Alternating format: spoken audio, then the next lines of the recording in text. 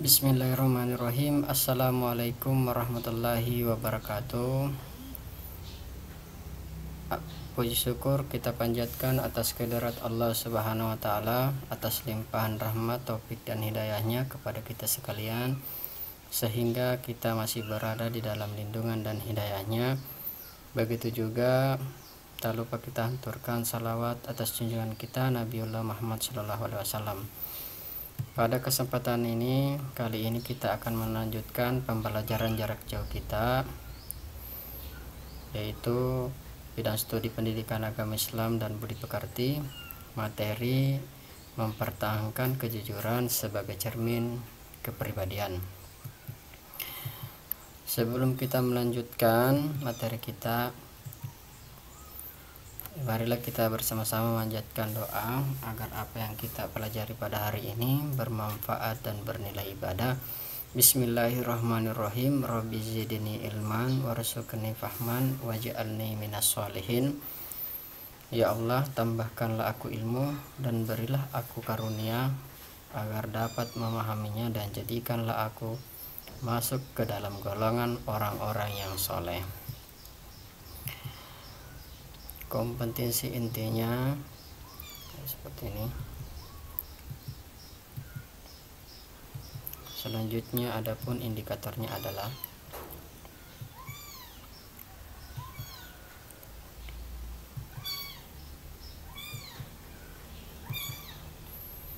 untuk persepsinya di dalam Quran surat Al-Baqarah ayat 42, A'udzubillahi minasyaitonirrajim. Wala talbisul haqqo bil batili wa taktumul haqqo wa antum ta'lamun. Artinya, dan janganlah kamu campur adukan yang hak dengan yang batil, dan janganlah kamu sembunyikan yang hak itu, sedang kamu mengetahui.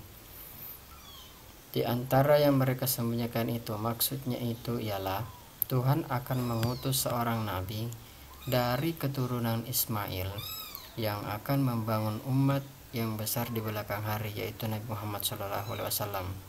Ya, artinya ada kebenaran, ada kejujuran, ada berkaitan dengan tidak menyembunyikan kejujuran, kebenaran. Selanjutnya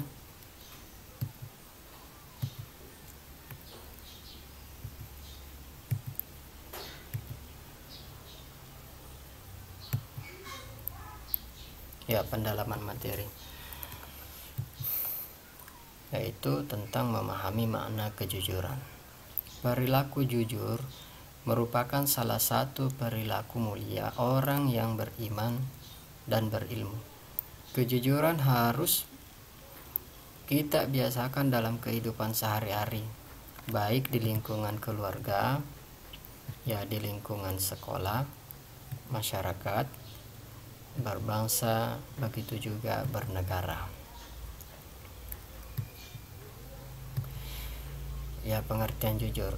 Seperti apa pengertian jujur? Jadi, kata jujur berasal dari kata sidik, artinya benar. Jadi menurut Kamus Besar Bahasa Indonesia, kejujuran berasal dari kata yang artinya lurus hati, tidak berbohong, tidak curang, tulus atau ikhlas, sehingga jujur dapat diartikan sebagai perilaku yang mencerminkan kesesuaian antar ucapan dan perbuatan, informasi dan kenyataan, ketegasan, kemantapan hati, serta sesuatu yang baik yang tidak dicampuri dengan kedustaan atau kebohongan. Selanjutnya, menurut Imam Al-Ghazali, berkaitan tentang kejujuran, sifat jujur dibagi menjadi 3. Yang pertama, jujur berniat, jujur dalam perkataan, jujur dalam perbuatan. Jadi jujur yang menurut Imam Al-Ghazali jujur di dalam niat yaitu kehendak, yaitu dorongan dalam melakukan sesuatu untuk menggapai ridha Allah Subhanahu wa taala. Ya, kalau jujur dalam perkataan yaitu menyampaikan segala sesuatu sesuai dengan kenyataan. Dan yang ketiga, jujur dalam perbuatan yaitu adanya kesesuaian antara yang diniatkan dan diucapkan dengan apa yang dia perbuatkan. Selanjutnya, bukti kejujuran yang dimiliki Rasulullah Shallallahu Alaihi Wasallam adalah Rasulullah Shallallahu Alaihi Wasallam mendapat gelar Al-Amin, yaitu orang yang dapat dipercaya atau jujur karena kejujurannya. Selanjutnya, keutamaan orang yang berperilaku jujur. Jadi seperti apa keutamaan orang yang berperilaku jujur? Ya, akan mendapat, yang pertama akan memperoleh keselamatan. Ya, jadi orang yang selalu berbuat kejujuran, kehidupannya akan selamat.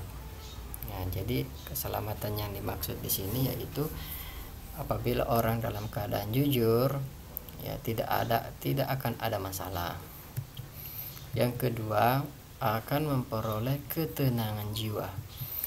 Ya, dapat dipahami bahwa orang yang melakukan kejujuran, orang yang berbuat kejujuran itu hatinya selalu tenang, orang yang selalu tenang, kehidupannya tentram. Ya, karena dengan adanya kejujuran itu, dengan sikap kejujuran, kehidupan yang dia alami, yang dia laksanakan tidak dibuat-buat dan tidak ada keterpaksaan.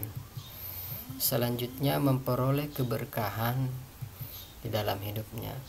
Ya, orang yang berkata jujur itu kehidupannya akan menimbulkan keberkahan. Keberkahan yang dimaksud di sini adalah yaitu orang yang jujur akan disukai banyak orang. Maka dari itu orang akan percaya bahwa kita akan mempunyai banyak keluarga, kita akan mempunyai banyak sahabat. Ya, keberkahan di situ akan mendekat. Selanjutnya, tercatat sebagai ahli kebenaran. Ya, ini orang yang berlaku jujur itu akan dipercayai banyak orang. Selanjutnya, jujur sebagai sebab datangnya maghfirat atau ampunan. Maksudnya di sini maghfirat yaitu manusia itu tidak lepas dari kesalahan atau dosa. Apabila ada orang yang pernah melakukan kebohongan, lantas dia telah melakukan jujur, dia mengakui kesalahannya, ampunan itu akan datang. Ya, bahwa orang akan merasa percaya. Selanjutnya, mendapatkan pahala yang besar. Ya, jadi imbalannya tidak cuma hanya di dunia, akan tetapi di akhirat akan mendapat pahala yang besar. Selanjutnya, jujur sebagai sebab akan diperbaiki dan diterima amalan-amalan lainnya oleh Allah Subhanahu wa taala. Jadi sifat jujur itu ya menjadi sebab akan diperbaiki dan diterima amalan-amalan lainnya. Jadi orang jujur itu menjadi sebab amalan-amalannya akan diterima oleh Allah Subhanahu wa taala karena sifat kejujurannya, kelakuan kejujurannya. Selanjutnya, terhindar dari kemunafikan. Ya, ini jelas apabila ada orang yang sifatnya jujur itu akan terhindar dari kemunafikan. Kemunafikan di sini yaitu sesuai dengan perkataan dan perbuatannya, sesuai dengan tingkah lakunya, sesuai dengan kesehariannya. Selanjutnya, unsur-unsur kejujuran. Ya, jadi ada unsur-unsur kejujuran. Apa yang disebut unsur? Unsur itu adalah sebagai dasar perilaku seseorang. Jadi orang akan melakukan kejujuran ada dasar-dasarnya. Yang pertama, berkata dengan benar hal yang terjadi. Ya, jadi harus pertama berkata dengan benar hal yang terjadi. Jadi kalau hoax itu jangan diucapkan, jangan disebarkan. Yang kedua, dilandasi dengan keikhlasan, tidak ada keterpaksaan. Yang ketiga, menganut kepercayaan. Ya, jadi saling percaya. Yang keempat, merupakan fakta dan tidak berdusta. Ya. Selanjutnya, penerapan perilaku jujur. Ya, ini di lingkungan sekolah ya. Tidak boleh ya menyontek. Selanjutnya, bertanya kepada guru jika ada yang belum dipahami. Ya, ini berkaitan proses belajar mengajar ya. Apabila ada sesuatu yang tidak dipahami, silakan ditanyakan. Itu merupakan cerminan sikap kejujuran. Selanjutnya, meminta izin apabila hendak keluar kelas.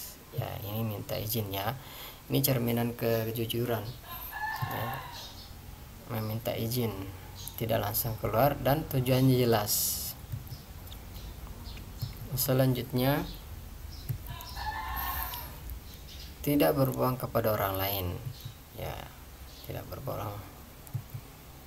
Ini perilaku ya, tidak berbohong kepada orang, bukan cuma kepada keluarga, bukan cuma kepada saudara kerabat dekat, masyarakat, dan semua orang yang ada di sekelilingnya harus tidak berbohong. Selanjutnya, ya setelah kita mempelajari daripada materi, daripada teorinya, seperti apa aplikasi nilai keimanan, seperti apa aplikasi keimanan dan sikap sosial kita kepada orang. Ya, seperti apa? Sebagai seorang muslim, Anda harus membiasakan diri berperilaku yang pertama jujur. Ya, baik di lingkungan rumah, ya di rumah, di sekolah maupun masyarakat, karena perilaku jujur akan mendatangkan banyak dampak positif. Ya, seperti tadi materi-materi kita itu dampak positifnya.